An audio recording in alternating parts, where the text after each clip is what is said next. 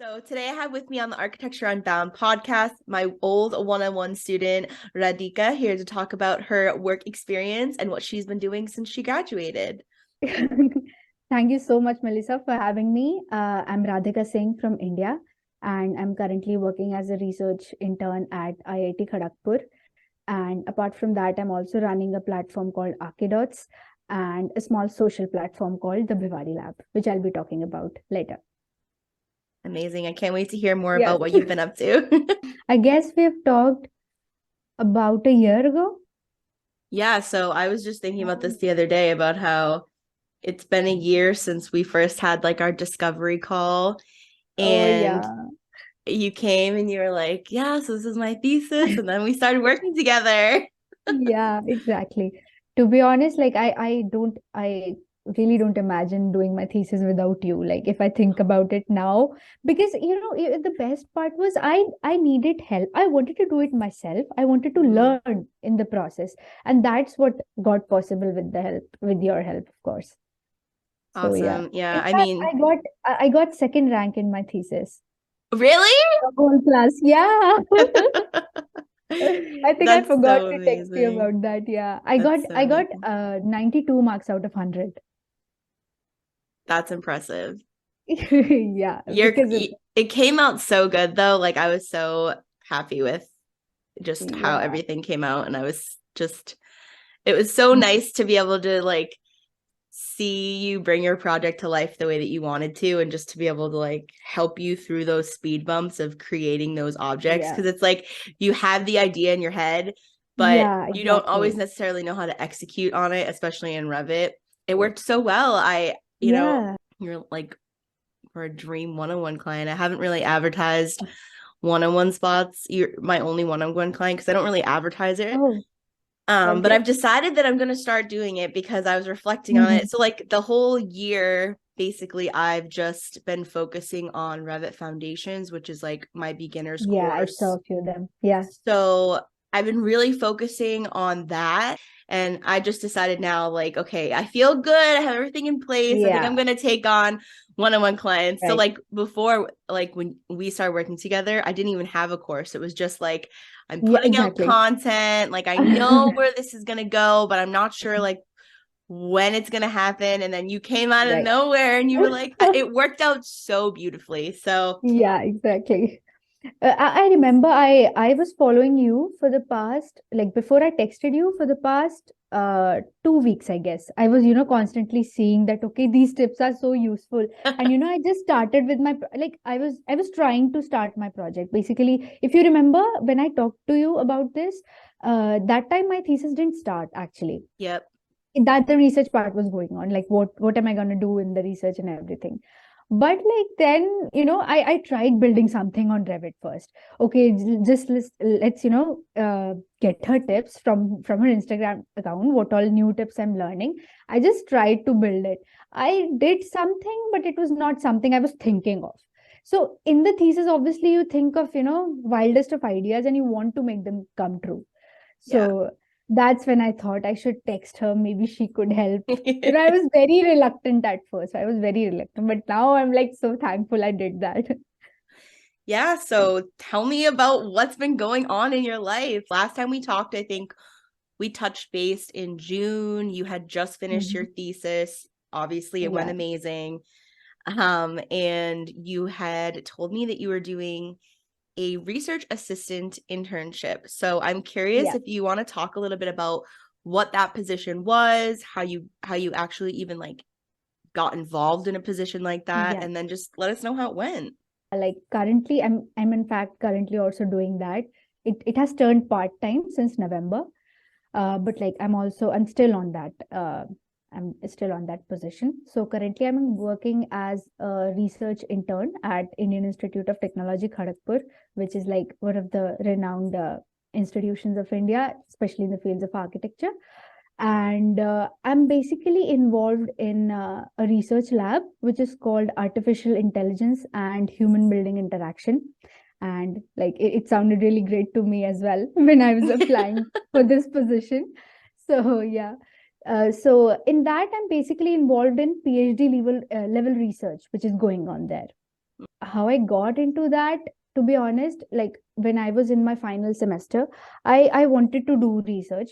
I had a lot of interest in writing, and I also did a 6 month research assistantship under an architect who is like doing his PhD in Bauhaus University, Germany. I had a little experience, but I wanted to, explore a lot of options after my graduation. To be honest, I didn't really wanted to end up in a typical like architect job or architectural practice. So I was exploring. Obviously, I would want to, and like I had a job actually. The place where I did my architecture internship, they offered me a job that after graduation I could join there, but I still wanted to explore. I read about this professor and I was, very much interested in his research work. So I just randomly wrote him a mail and I literally talked about my passion to him, that I'm really interested in this. I've done this. Here's my resume as well. And if I could, have an opportunity of an internship under you, that would be great. And, by the grace of God, I would say, I, he actually replied me within like few hours, and he was like, okay, like maybe he liked the interest I had and the way I talked about my passion. I was like, please give me an internship, but in a like better way. I was saying that in an email. So a small email he wrote me back that we could consider you. Please also send us a research statement, like what exactly you want to do and what are your interests in a particular statement, like kind of an SOP. So I quickly wrote that in like, and that I didn't sleep that night. I was like, oh God, I in such a renowned like institution, I'm able to contact a professor and he's writing me back. That's only a big thing for me. Even if I don't get this internship at the end, Yeah, after he right. reads my statement, I would be like, it's fine. But he read my statement and he like offered an online internship to me. So Awesome. basically, I am directly linked with a PhD student there, and he checks upon our work regularly, what all we are doing. And so, yeah, it's a PhD level research basically, and they are working on building energy.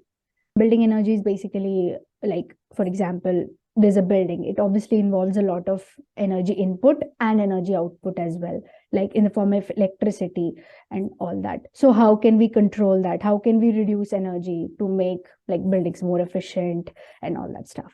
So it's based on that. Yeah. So it's PhD level research. Are you doing research to assist the PhD students? Because you're not a PhD student yourself currently, right? Yeah, exactly. It's kind of that, but there are many master's student, even undergraduate students also working in that lab. So, it's obviously a PhD level research because a paper will be published regarding that research. And like, obviously, there are many, like the maximum number of students working on that are PhD students. So it's a PhD. Yeah, it's kind of that, but obviously a lab has like professors, undergraduate students, master's Yeah. students, everybody. So what is like a day on the job look like for you? Like, what are some tasks that you're doing throughout the day? Like if I talk about research, there's a Mhm. misconception that it only involves writing.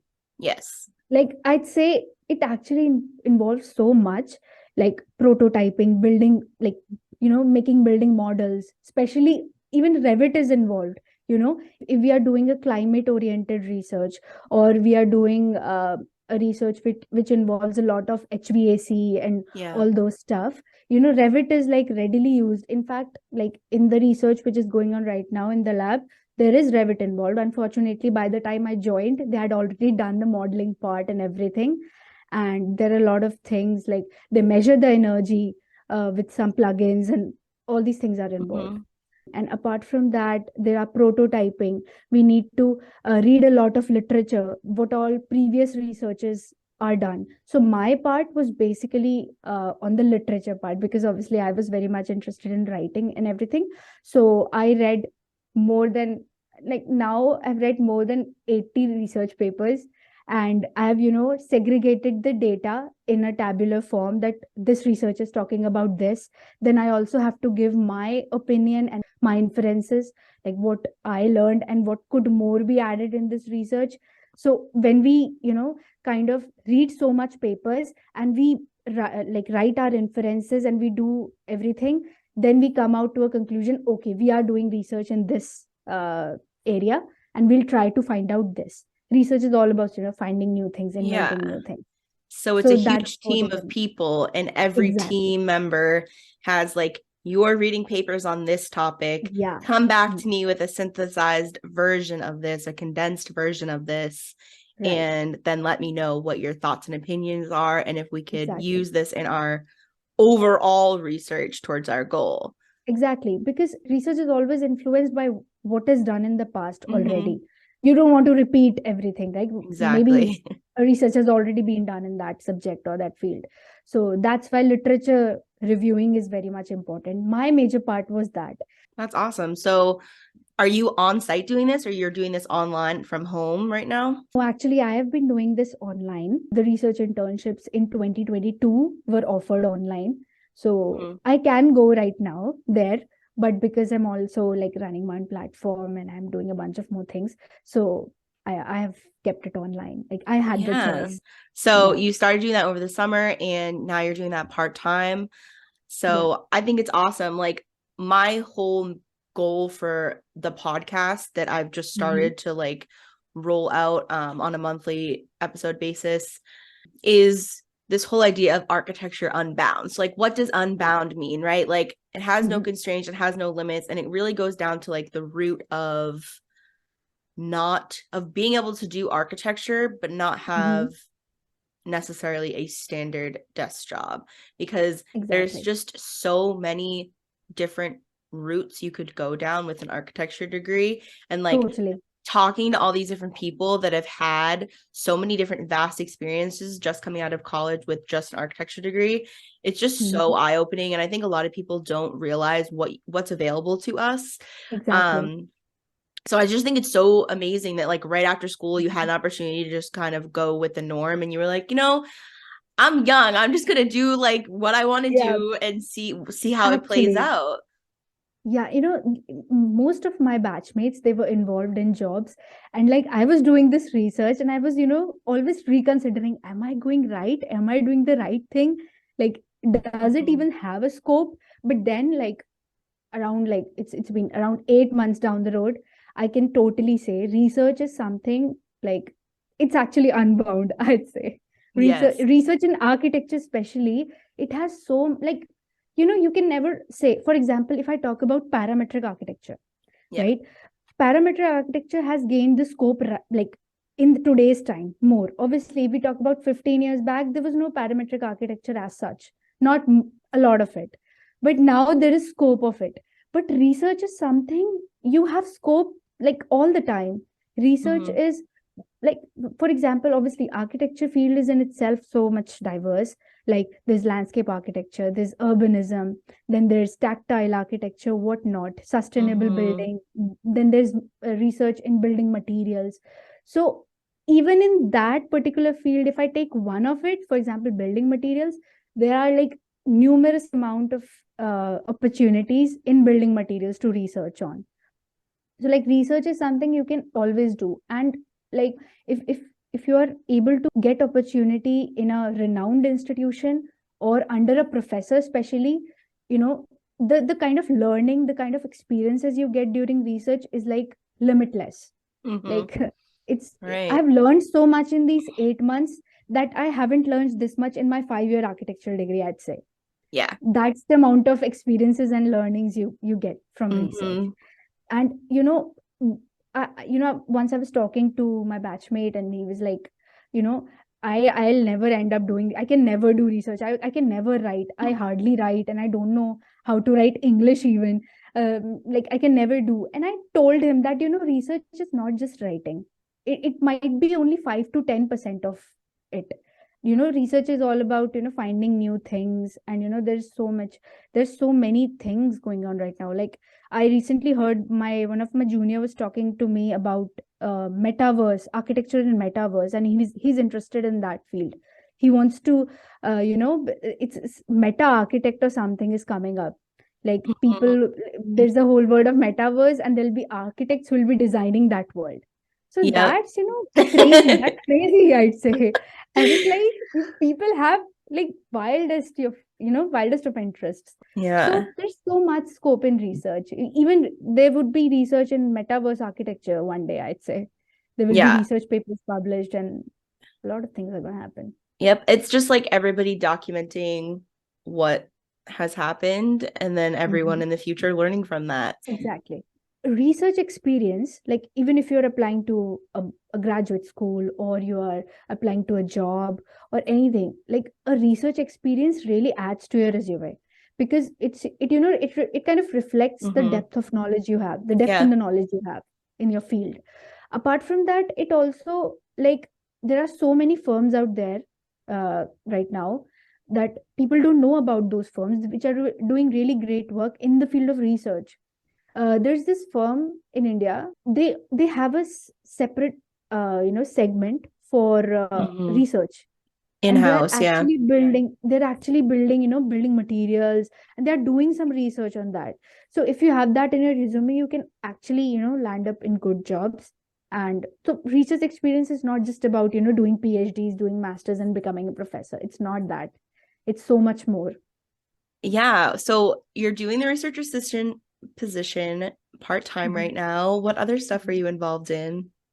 So the major part of my day goes for my platform, which is Archidots. So this is something really close to my heart, I'd Yes. say. This is something I really wanted to do since my third year of undergraduate degree. And like during my third year, I realized that academic projects, the projects which we made in our college during our degree, we put so much energy, so much hard work, so much thought, and so many sleepless nights on those projects. Yeah. And after the final jury is done, the project, like, it just goes somewhere. It just stays in our laptops. Yeah. Even if it was marvelous, even if we got some award or something for it in our college, it just never comes up. Like it just stays on the sheets, on the jury panel. After that, it's totally gone forever. Like it's too much hard work we put into, and it ends up nowhere. Even the architectural models, where do they go? I don't know. Trash. I have three. Exactly. I have three of my favorite architecture models I ever did, like literally on a display case in my living room with my degrees, because I like hated making models in school. It was the worst thing, like physical models. Worst thing. And I kept three of them because they were so good. I feel like it's so hurtful to like spend hours building something and then you just throw it in the trash. Yeah, so like from the third year itself, I was like, I really want to do something about it. I want to like create a space where we can share our projects, or there at least some recognition. There are some projects which are really good. I mean, they're that good that even if they're implemented, it could turn out to be an architectural marvel sometimes. Because obviously students have, wildest of ideas. They have the best ideas. One of my professors was saying that, do all kinds of experimentation you want. Take your imagination to the wildest level possible, because after you become architect, you will be only making boxes. Exactly. It's like your creativity is so fresh and so good when you're in school, because you aren't aware of not reality, but you aren't aware of all the constraints, right? Exactly. That are in real. So it's like when you're limitless like that, you can create so much good stuff that, yes, of course, if it were to become real, you'd have to think of, stuff you don't think about, like HVAC structure, all that stuff.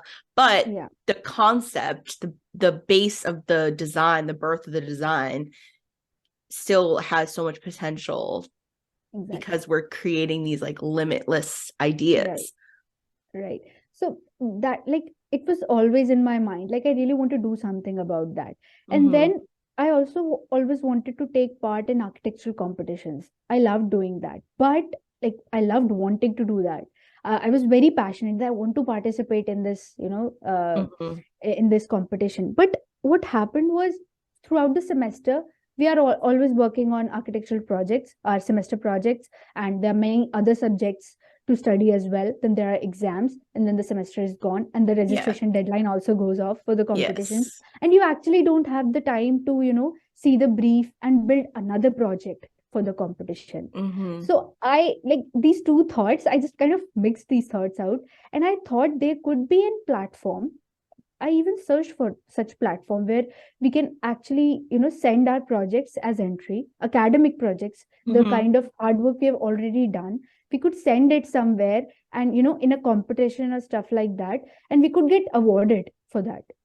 So that's when I, thought of building this platform called Archidots, where like currently it's an international platform. I was able to reach more than 10 countries, and the participants were from more than 10 countries. Amazing. Yes, basically in this platform, there's an yearly award for architectural design. It's called Archidots Awards for Excellence in Architectural Design. In that, there are 4 categories: freshman, sophomore, junior, and senior. Under each category, whatever category you lie in, you can send in your projects as entries, and you'll be competing with the students of your same level. Like the freshman category will have 1 winner, like 3 winners basically, first, second, and third. Then sophomore category will have 3 winners, and so on. In this platform, you're competing with the same level of students. Plus, I also wanted that the fees should be very low, because there's a lot of architectural stationery we buy, and our architectural design courses like are the most expensive ones, I'd say, out of all the courses. So I imagined what kind of platform I would love to have. So there's a minimal fee, and you are able to compete with the same students of your level. And there's a cash award also, like in the end, if you win. For the first prize winner, there's a monetary prize as well. So this platform. It's basically an award and competitions platform. And I've planned to launch some more competitions, like internal competitions within those, some mini competitions, basically, I'd say, for the year. So you'll see in a few months. I'm going to launch something. I'm excited. There is something coming up. Yeah.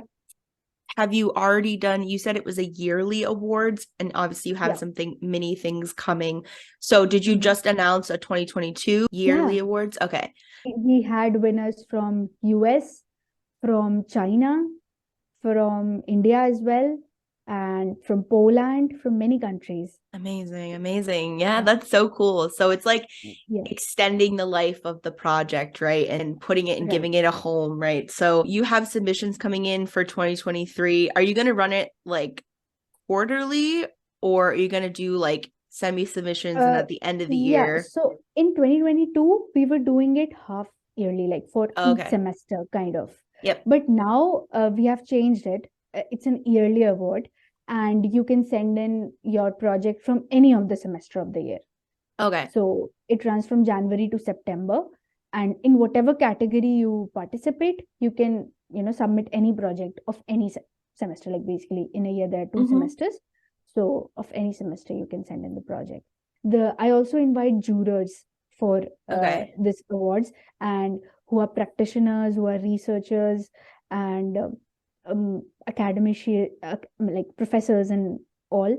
So basically, the jurors judge the entries, not me. Obviously. Okay, you're just like running and facilitating.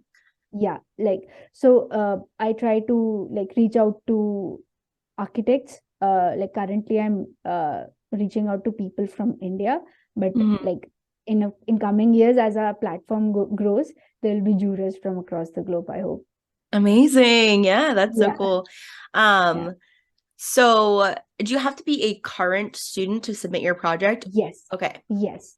So like obviously, if you are participating in freshman, sophomore, or junior in these 3 categories, you obviously should be a current student. But if you're participating in senior category, you could either be the current student or student of the previous year. Like if you're participating in 2023, if you are a graduate of 2022, you can submit your thesis project. Yeah, amazing. Are you mainly running this and promoting this through Instagram right now? And is that how people can find Archidots and submit? Yeah. So currently we have a website. Okay. And we have Instagram as well. And we are also publicizing on LinkedIn. Amazing. So is it just you on Archidots, or do you have any other people you're working with? Yeah, okay. So my father is an architect. Yeah. He's also one of the like he's one of the founders, obviously. Mm-hmm. And apart from that, I have my brother Amazing. who is in school right now, but he manages all the basically management stuff, the registrations, the social media marketing, and he's a student of business, so he knows how to handle all that. I was gonna So say another architect. Is your brother an architect yeah, too? no, he's not an architect. He was like, like obviously when he was in 11th grade, I was, I used to tell him that, okay, you can you can go become an architect, and he was like, see, I've seen your sleepless nights. I've seen you almost dying during your jury. Okay, so I don't want to be an architect. He's like, So I was like, okay, I'm traumatized just from exactly. watching you. Exactly. He is traumatized, truly. So he That's so doesn't want to funny. be an He's architect. like, Yeah, I'm gonna go get my business degree, and if you need me to yeah, like manage your stuff, I'm here. exactly. So it Yeah, works out though. yeah, Well, that's amazing. I love that it's like your family and you guys yeah, are doing this together. Like, I just think that that's so cool that you all have a role to play and you're just doing this together. I think it's something that I also wished I had, right? yeah, Like, your point of wanting to do design competitions, but never actually having the time because the way the deadlines are mhm, is so true. It's like, how can they expect us when we're fresh and creative to create another project on top of our studio project, and it's just not exactly. feasible. I'm sure there's design competitions we could apply for now as young professionals, but honestly I'm not sure, because I feel like when you leave school you sort of lose that drive and that like Yeah, that creative. creative, like that like anything is possible kind of Exactly, realm that you're in exactly. when you're in school. So Mhm.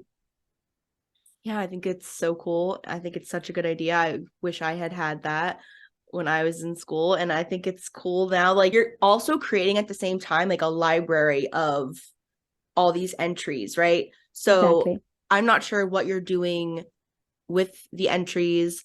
Basically, publishing it on our website for now, Okay, even the but ones that don't win, no, only the winners. only the So, winners. Okay. yeah, the first prize winner is called the winner, and the second one is called the first honorable mention, and then Mm-hmm. there's second honorable mention. Apart from that, there are also 10 best projects, Okay. like 10 more projects who are like good enough to be, you On the know, website, yeah, and presented. That makes sense. Yeah, yeah. great.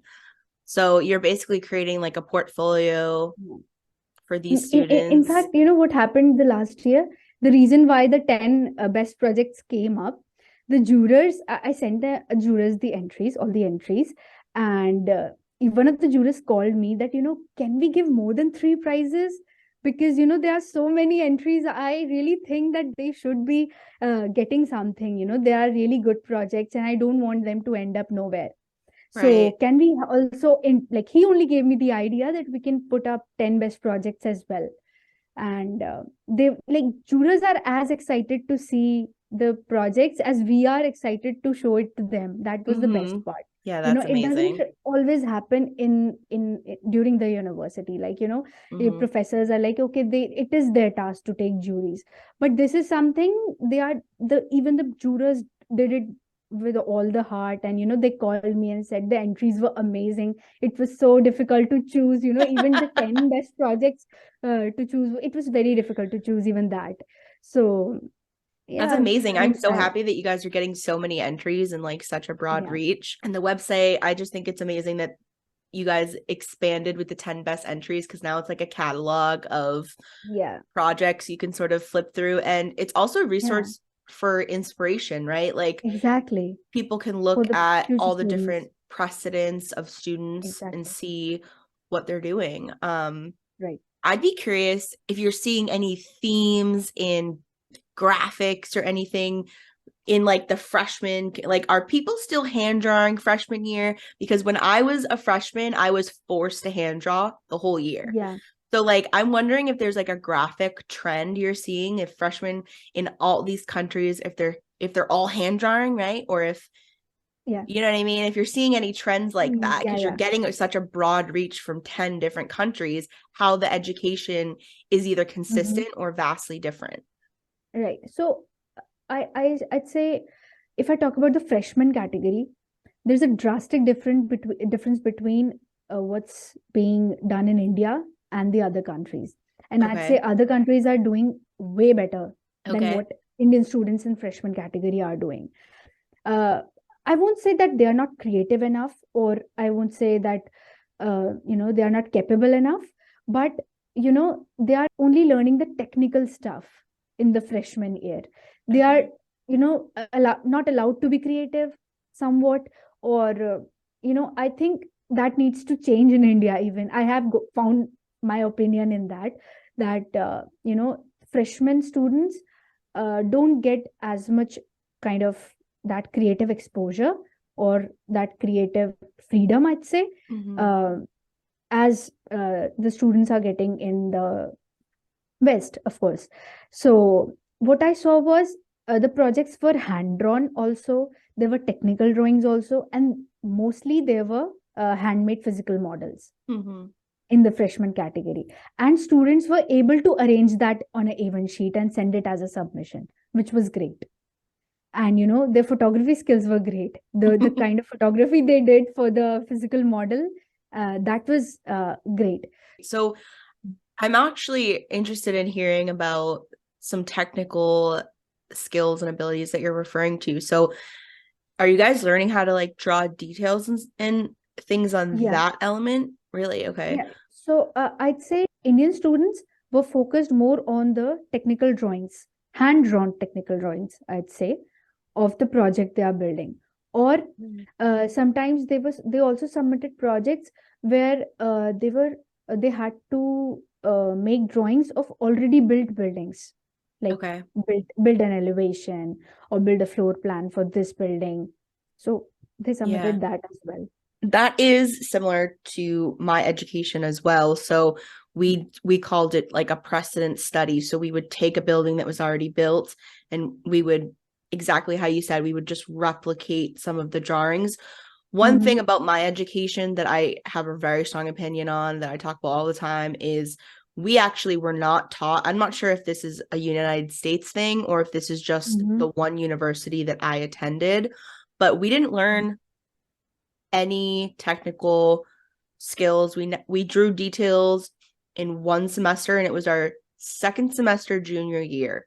So that was the only one and only semester. We're 3 years in, where they said, okay, you have a building, let's draw some details on how your building's going to work. So I really do wish that I had more technical exposure in school. I think that was really lacking. I'm really actually shocked to hear that they expose freshmen to this. Like, I'm happy to hear that they're exposing people to it, but I'm shocked that it's freshman year. So I think we're moving in the right direction. We're just need to like think about the the order that we're doing it in. I mean, for example, if I talk about the entries which came from other countries, they were able to present their work. The representation skills were better.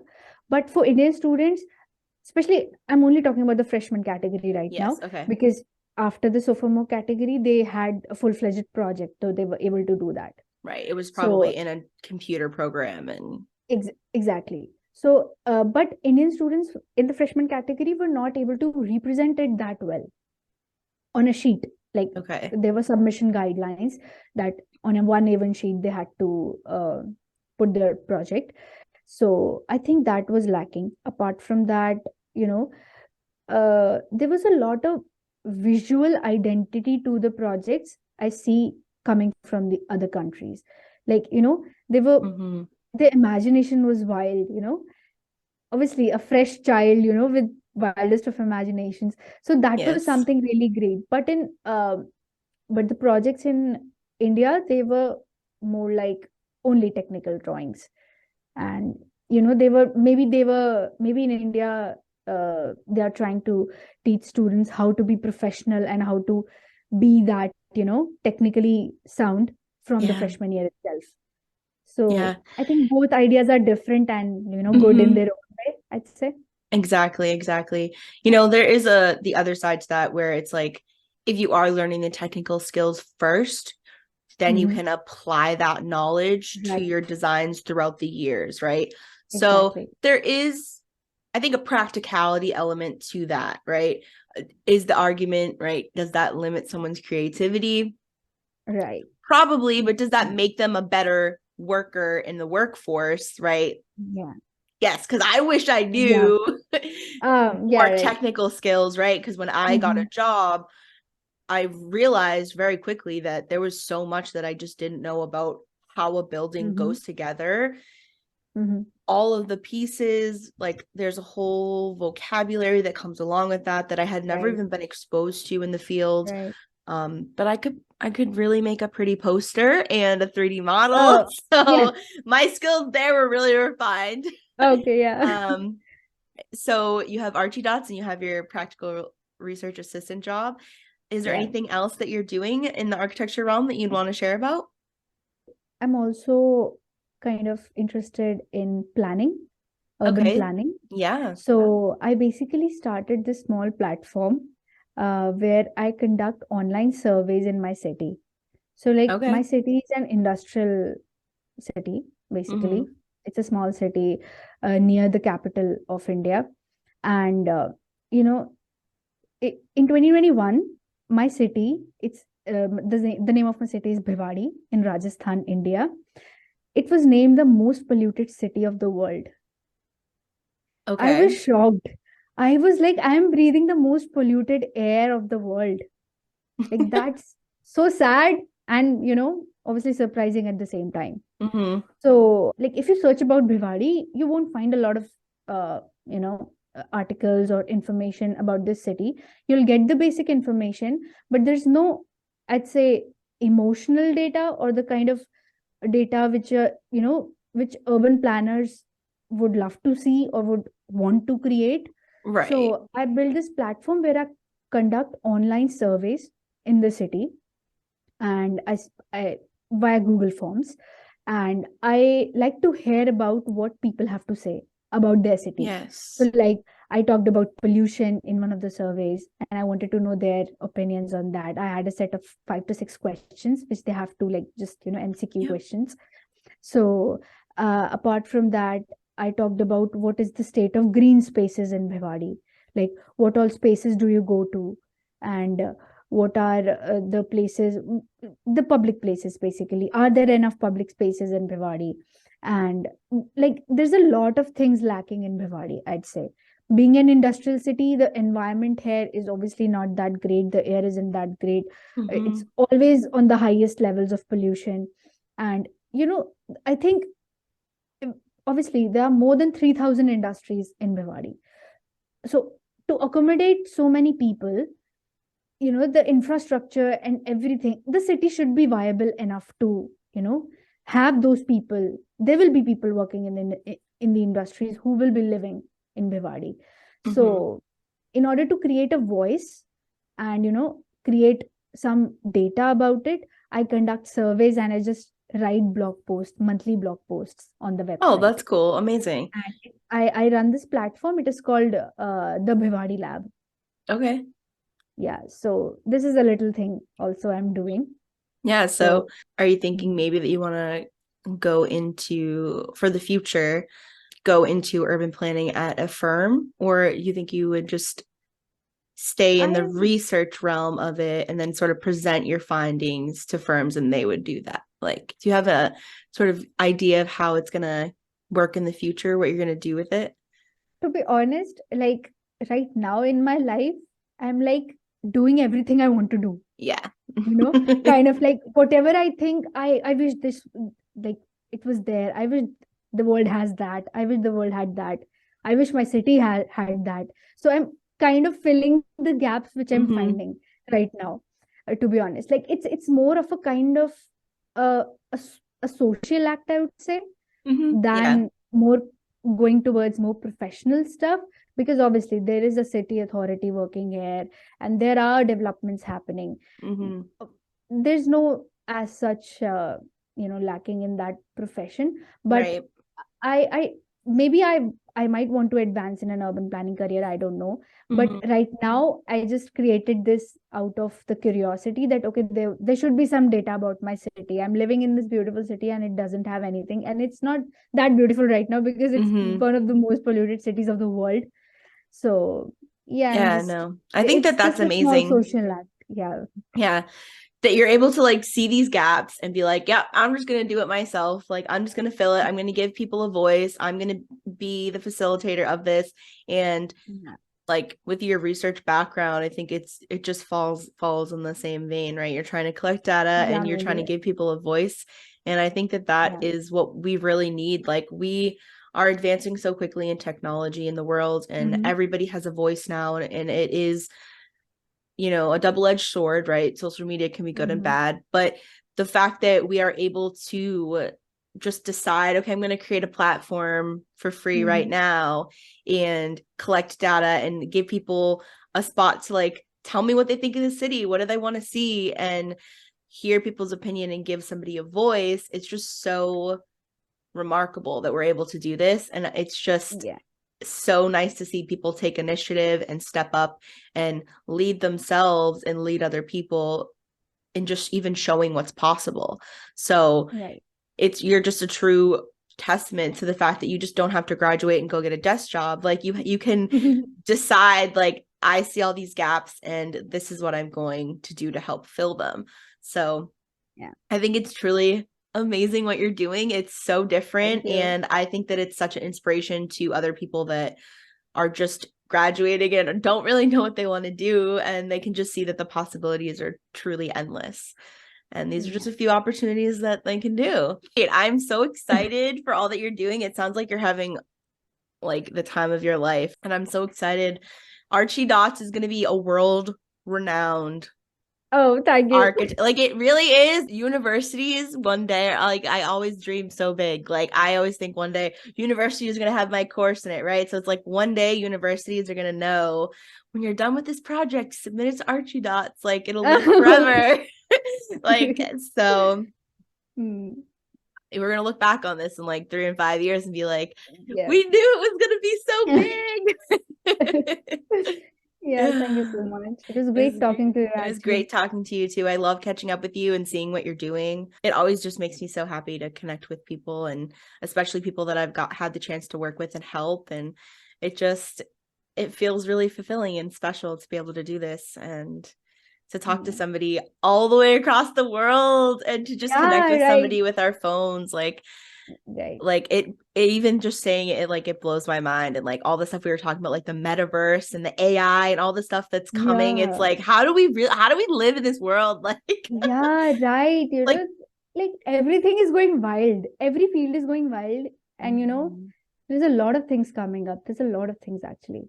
it's like when we were born, there was barely cell phones. Exactly. And now it's I like, saw the first cell phone. I think it's very, everything comes late in India. India is still a developing country, right?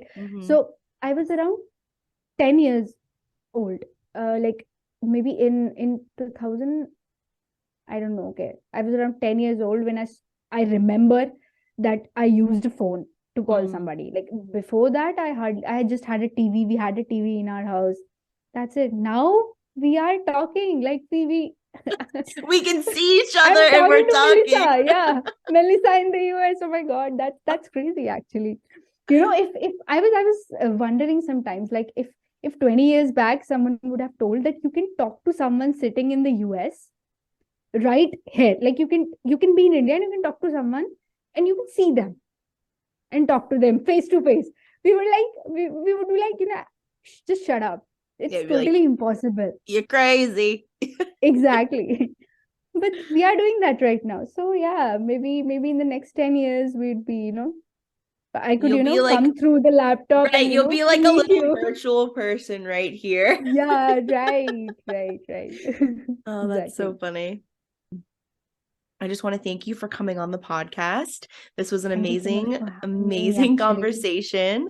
I'm the one who's honored, actually. Thank you.